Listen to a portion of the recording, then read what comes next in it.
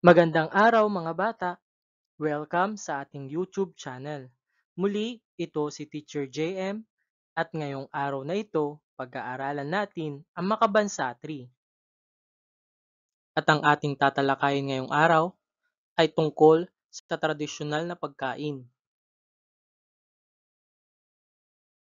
Ang layunin ng araling ito, naiisa-isa ang mga tradisyonal na pagkain sa kanilang bayan, lungsod, lalawigan o rehiyon.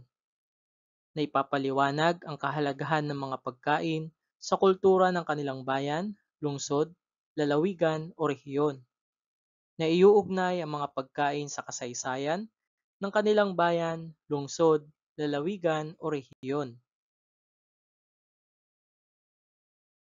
Ano nga ba ang tradisyonal na pagkain?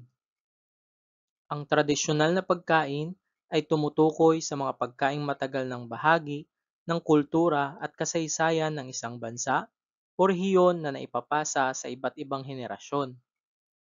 Ito rin ay simbolo ng pagkakakilanlan, kasaysayan, at pagmamahal sa kanilang kultura. Narito ang mga katangian ng tradisyonal na pagkain. Ito ay lutong bahay, karaniwang niluluto sa bahay gamit ang mga lokal na sangkap.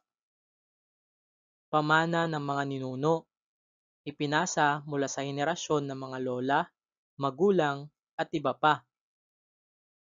Gawa sa lokal na sangkap, gaya ng nyog, bigas, isda, gulay, at iba pa. May kaugnayan sa kultura at okasyon tulad ng pista, kasal, o araw ng mga patay. Hindi industrial o processed food. Natural ang mga sangkap nito at paraan ng pagluluto. Ating alamin ang mga tradisyonal na pagkain. Adobo. Ito marahil ang pinakakilalang pagkaing Pilipino na binubuo ng mga karne, karne ng baboy o manok, na niluluto matapos ibabad sa suka, toyo, bawang at paminta.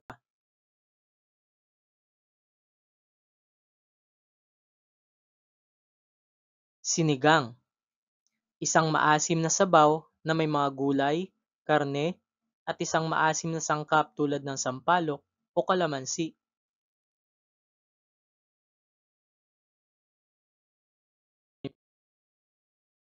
Susunod ay ang lechon, isang buong baboy na inihaw na may malutong na balat.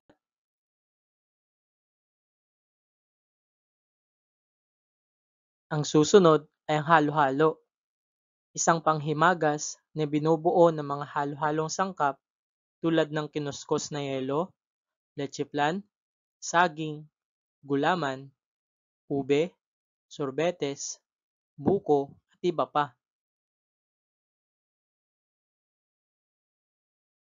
Susunod ay ang suman, isang malagkit na rice cake na may coconut milk at asukal.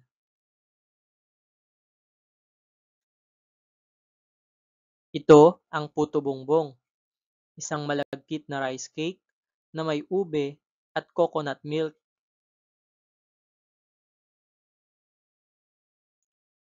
Ito ang tinatawag na bibingka, rice cake na niluluto sa uling, may itlog maalat at keso.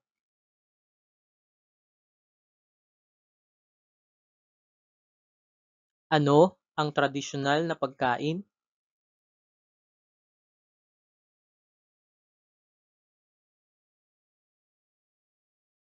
Tama, ang tradisyonal na pagkain ay tumutukoy sa mga pagkaing matagal ng bahagi ng kultura at kasaysayan ng isang bansa o rehiyon na naipapasa sa iba't ibang henerasyon.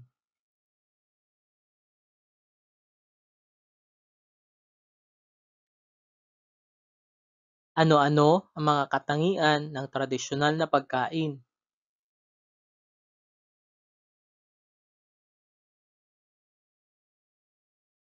Magaling! Ito ay lutong bahay, pamana ng mga ninuno, gawa sa lokal na sangkap, may kaugnayan sa kultura at okasyon, hindi industrial o processed na food. Bakit mahalagang malaman mo ang mga tradisyonal na pagkain?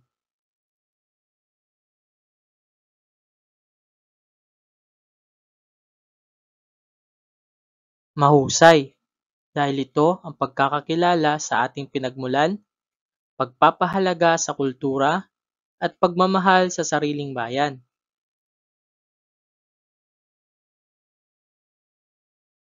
Ating sagutin ang pagtataya na may panutong basahin at tukuyin ang letra ng wastong sagot. Una, bakit mahalagang malaman ang mga tradisyonal na pagkain? A. Para makakain ng masarap na pagkain. B. Para makalimutan ang modernong pagkain. C. Para mapanatili ang kultura at tradisyon. D. Para, para makapagtrabaho sa ibang bansa. Pangalawa, alin sa mga sumusunod ang tradisyonal na ulam na gawa sa toyo, suka, bawang at paminta? A. Sinigang. B. Adobo. C. Kare-kare. D. Tinola.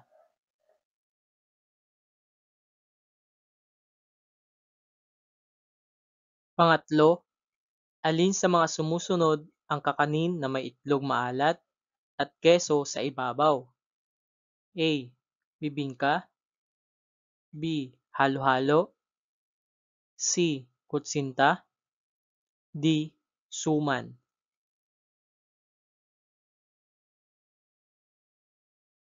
Pang-apat, ano ang isa sa mga benepisyo ng pagkain ng tradisyonal na pagkain? A. Mas mabilis kainin. B. Mas sikat sa social media. C. Mas masarap at masustansya. D. Mas maraming preservative.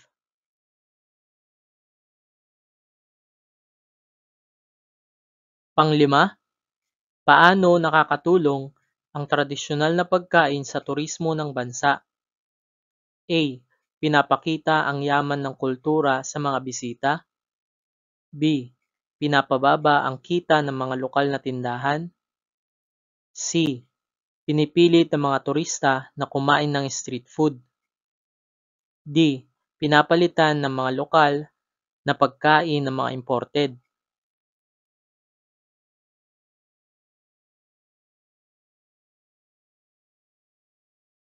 Narito ang wastong sagot.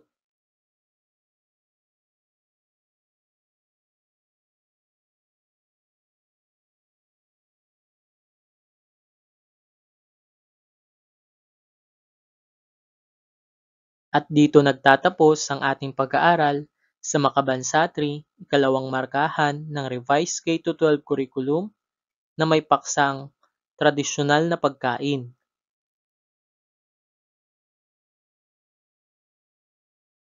Maraming salamat sa inyong pakikinig.